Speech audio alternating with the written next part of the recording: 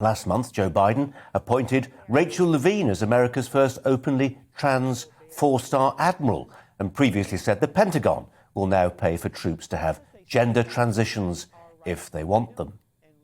After a recent scare about the size and ambitions of the Chinese Navy, the president was scorned after he appeared not to announce new warships but a new range of female-friendly body armour and flight suits for pregnant pilots. Army recruiters must appeal, of course, to a younger generation, but by going woke, some senior American military figures fear their forces are spending too much time on critical race theory and trans rights and not enough on getting ready to fight. A recent Senate report heard from a senior naval officer who said, "I guarantee every unit in the Navy is up to speed on their diversity training. I'm sorry that I can't say the same of their ship handling training."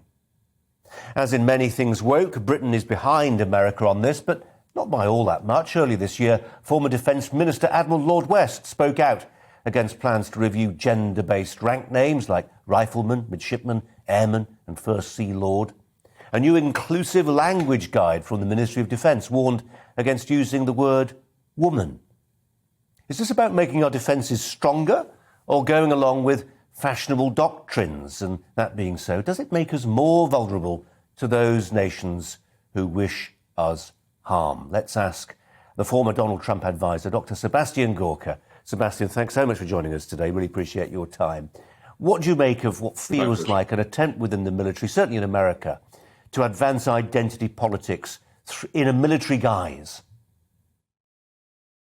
Well, it's what you just did in your intro, Colin, for me was reminiscent of a Monty Python skit from the 1960s.